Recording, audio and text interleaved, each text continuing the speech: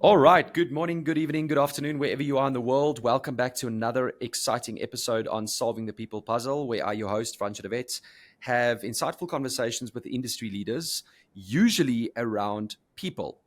And today I have a special episode for you because I recently bumped into a dear friend of mine who is now in the HR tech space. Um, Mental health, Panda, the organization's name. Mandy, welcome to the episode. Great to have you back. You've been here before. It's awesome to have you back. Thank you so much for having me back. Good to see you again. It is good to see you. How are things going at Panda? Good, thank you. But you know the world of tech and early stage business. I think every single day is measurable, fast. So just trying Mm. to keep up with the pace. Absolutely. I was so excited to bump into you because you don't traditionally come from a tech startup background. You didn't used to be in the HR environment. You actually come from, the world of finance. And then I bumped into you, shared more about Panda with me. I got so excited because, I can probably count on my one hand, maybe 3 or 4 fingers, HR tech businesses in South Africa trying to build and trying to grow and trying to make an impact. So, Whamley, Panda, and a few others. And as we got speaking informally, I just realized that we're going through similar things, trying to figure out the same problems, trying to understand the market. And I thought, you know what? I'm going to grab you back on the episode, on the pod, and have a conversation, an informal conversation with you, so that if you're in the audience right now and you're an entrepreneur and you're trying a startup in the tech environment in South Africa, you might listen to this episode and go, yes, that's exactly what I'm also struggling with or what I'm dealing with. Or you might hear something that Mandy and I are saying that could add value to where you are in your journey now. So, Mans, let's jump straight in. Where and why and how did Panda start? Like, what was your reason for being? Such a good question. So, the two original co founders are Alan Swaden and Alon Litz. Alan is a clinical psychologist by profession, but he actually built the Akeso Hospital Group in South Africa, which is the mental health and psychiatric hospital group. He sold that to Netcare in 2018 and worked for Netcare, I think, for a period of just under 2 years. And then Alon Litz was actually the first employee for Uber in Africa, joined the business when it was actually a really small business. So if Oh, you've watched wow. the Super Pumped episodes, I think he will tell you it's a bit dramatized, but yeah, he was in, I guess, that first 200 employees cohort globally, but really grew the business on the continent. He was a director for Sub-Saharan Africa. And then I joined them right in the beginning as well. And the mission was really to democratize access to mental health care and specifically early intervention mental health care. So if you Okay. speak to Alan, he'll tell you, from his time at Akeso, that people are often not admitted because they've had these major traumas in their life.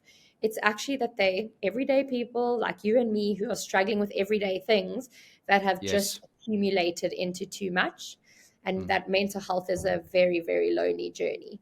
And so when we started out, we really said, how do we get people thinking about their mental health the same way they do their physical health, Mm. and Mm. essentially getting proactive? I love that. The reason I love it is because it's simple, but it is a problem. And Yes. if you look at it from a solutions perspective, we have these traditional EAP programs, we have these wellness days where we go on a bike ride or we go and do paintball.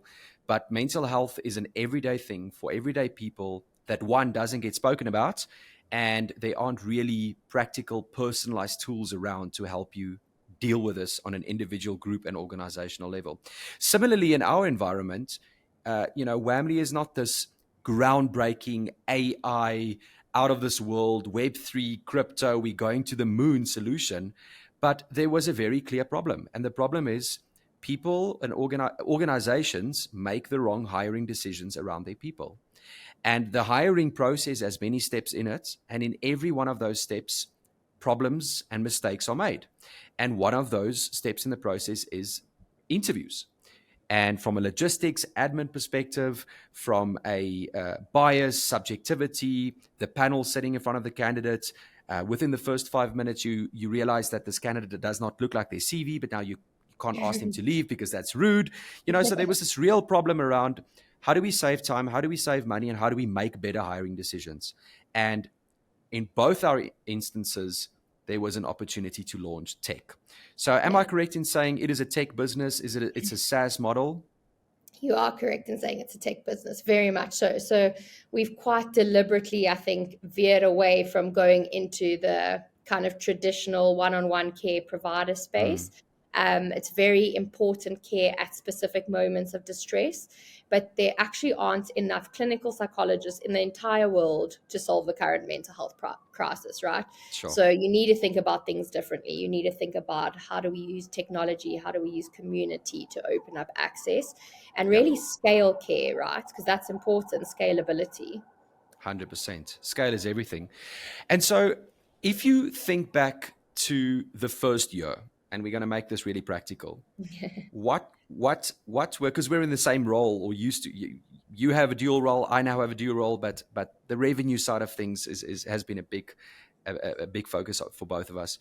What has been on a revenue perspective, but also just generally, if you think back to that first year and a half where you guys have been, some of the biggest challenges that you have been facing?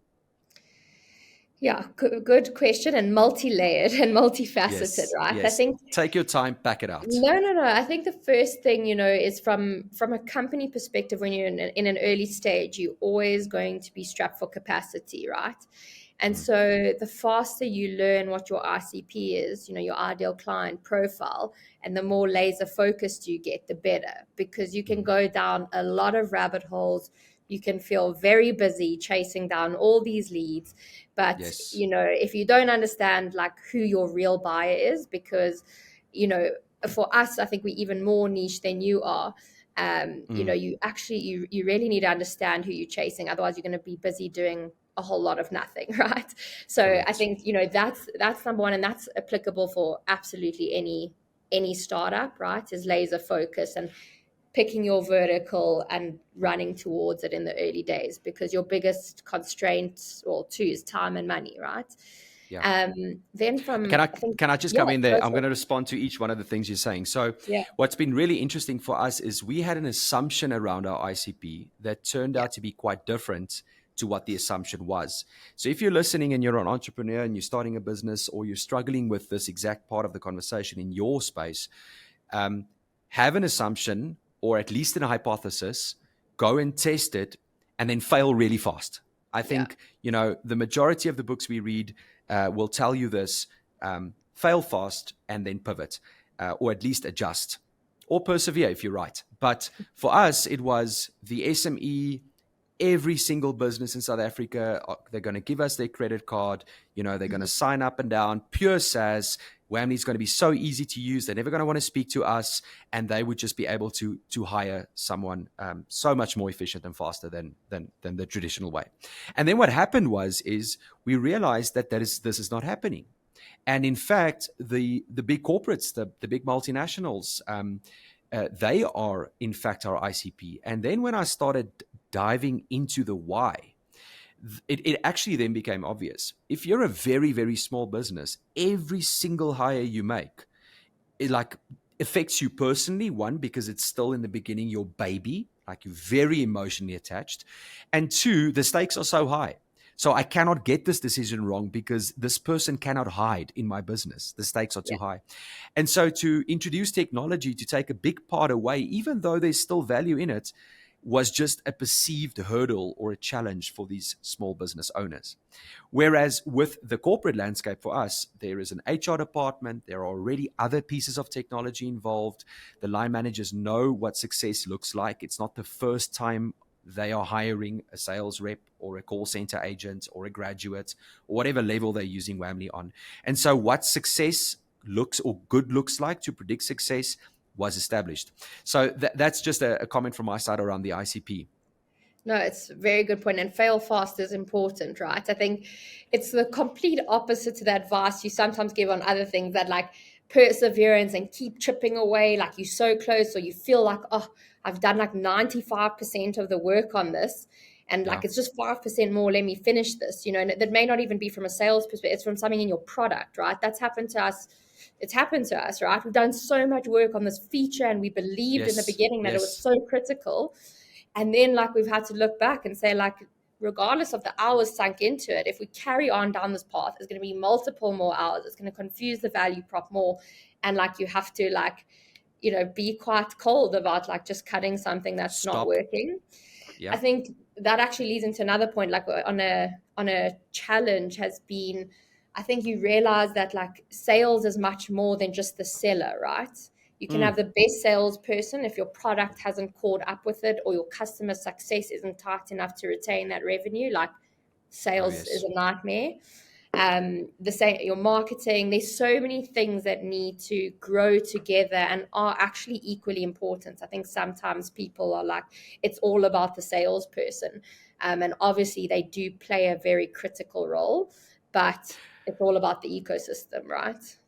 Yeah, I want to again share a story. So, in the beginning days of Whamly, it was all around sales and just bring in the logos, bring in the logos, bring in the logos. There wasn't, there was nothing around customer success, onboarding, implementation, checking in, proving ROI, because we, again, assumption, believe that the product will do just all of it.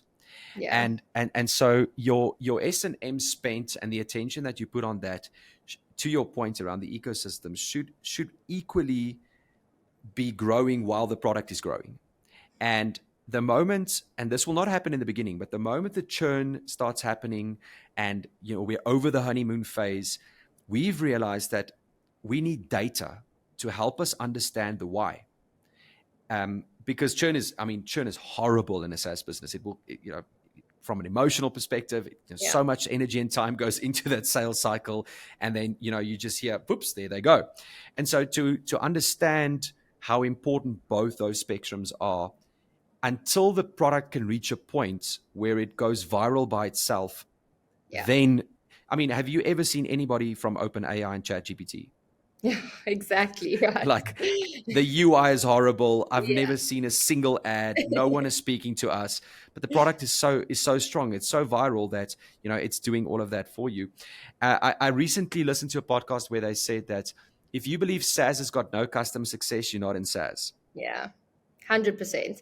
You think about it as, oh, plug and play, right? It's so scalable. But life's just about people at the end. It always comes back to, you Correct. can have AI, you can have all these fancy things, but people have to sign off on this deal, whatever the product is, and people deal with people, right? They don't deal with Mm, AI. And mm, yes, mm. hopefully both of our products will one day be the chat GPT, I think, of our respective industries, and they'll be so good. But yeah, at the end of the day, it's still about relationships, and customer success is probably one of the most critical functions, right? Because Correct. the most important revenue is actually the revenue you already have. So like you said, There we that go. churn is very painful. It is. Third Yeah. challenge. Third challenge would actually just be, I guess, if you look at the South African market, like in some ways we're super resilient, but in other ways, I think we don't give each other kind of permission to fail. And I think it's true, like Wow. personally as well, like there's all this pressure to have this perfect career trajectory. I even remember like the hardest part about leaving investment banking was everyone's shocked that I was leaving investment banking. Like, why are you doing this? It's a perfect job, and then all the pressure that puts on you around what you're going to do next. Mm, But even in a business context, like it took us a lot of, I don't know what it was, like hard work, luck, and coming across the right people in the industry who were willing to be those first movers, right? So your current solution doesn't work, but like, I don't know what it is, like that fear of failure, or the little bit of upside that maybe you sometimes see. We're both in the HR space, and I think HR just often get a mm. lot of flack, right? They're seen as a support Yeah. center, cost center, all these things, but they actually, I think, especially in the work world of the future, they're going to play such a critical role, and you need to empower them. You need to give them a seat at the table. So it was a bit of a mixture, I think, of that, what we came across, like people being Mm. too scared to do that first move, like pull out what doesn't work, but like no one's complained, to Yes. try something new. But yeah, then we've gotten lucky, I guess, with some companies in every industry, like Mazars in the accounting industry, the Johannesburg Stock Exchange, the ENS will be our first big law firm kind of that's gone live, Amazing. and they can then set the pace, but you need Mm. those first mover advantages. You need to empower people to innovate. So I think that's a big thing. I think, yeah, maybe a book I actually read a couple of years ago is called Startup Nation. I don't know if you've read it, but No, I've it's not. if anyone's listening, I guess you know that it's about the Israeli VC economy, and there are tons of intellectual takeaways. But the biggest takeaway I actually took was that why does this economy thrive like that? You know, from a VC perspective, a startup, some of the best startups in the world come from Israel, the tiniest, you know, it's tinier than the Kruger Park. But they've really just given each other permission to fail. If you Wow. come to a dinner and you talk about this business of yours that just blew up, you know, like it's not this thing of failure. You're actually seen as being uncool if you haven't Yeah. You tried. you celebrate it because you failed, because you Yeah, tried. you tried, right? I want to make three comments on this challenge that you're saying. So, firstly, the movers, those early adopters. I remember so clearly, Desiree, if you're listening, thank you so much. Desiree from Momentum was the first person to listen to me, and you know, it Whammy didn't even, well, back then it had another name, but the product didn't even really work perfectly across all devices. And you know, she gave it a shot. She believed in me and in us and our vision. But that, as you rightfully said, set a trend. So that's Yeah, the one thing we unfortunately need that, and you need to, as an entrepreneur, you're listening to this, you need to go and find, and you'll typically find that in relationships or in good referrals where there's trust. So go and follow that in the beginning. But then, secondly, to your comment, it's so sad when I look at the landscape, Mandy. I drive on the N1, which I'm looking at right now, and I see all of these logos, and I know that every single one of these people has got a problem that Whamly can solve a part of. I know it. You know, we're not a concept anymore. There no, are hundreds of organizations using it. And similar in your environment, mental health is not an unknown problem anymore. It's especially post the pandemic. Like it's a topic that's just gaining more and more momentum. And then I get frustrated because I can't access these people.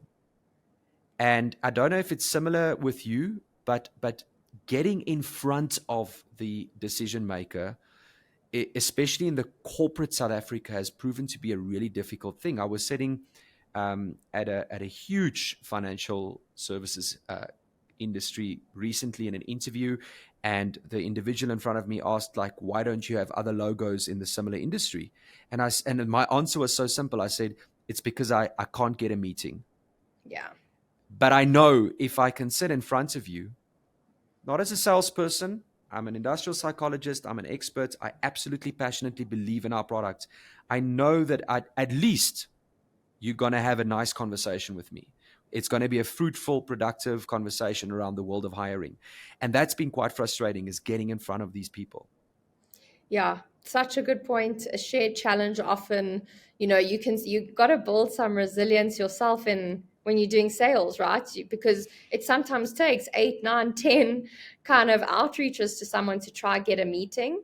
I think outside of like the individual that you are trying to get to, it's funny, like in big kind of corporate SA, like for our offering, you can often only get in through an RFP process, right? Yeah. Which is Yeah. actually an early stage business's nightmare, right? Because it's just such a long sales cycle that You don't have all the sometimes, testimonials. You don't have 100 logos on the website. and worse than that, they are often actually score you to have more points the longer you've been in business, right? Which is the Oh, complete wow. opposite of what you would think, in the sense that, you know, big businesses, whatever they are, they struggle to innovate, right? We've seen it time and time Mm, again. It's not their, like a digital mental health offering, for example, wouldn't be the mm, core of mm, another traditional business, mm, right? They mm. tried internally, it doesn't work. So you almost set up the system for the innovators to fail, right? And that is Sure. fundamentally broken. Mm, mm. So that's definitely something that needs to be relooked, right? Big business in South Africa also have a role to play in our entrepreneurial economy. And if we're going to grow as a country, right? And if we're going to create the jobs that we need, like, you need to support these innovators in your economy, because the J curve jobs are going to come from them. They're going to come Mm. from companies like yours and ours, where, you know, it's not only a South African play. I think all our talent is coming from South Africa, but we can actually go launch internationally, right? And think about the jobs we can create locally from that. But often, to go internationally, you have to have a good local story to tell, right? Which means you need to Yes. get into those big Yes. companies and show that you can do it.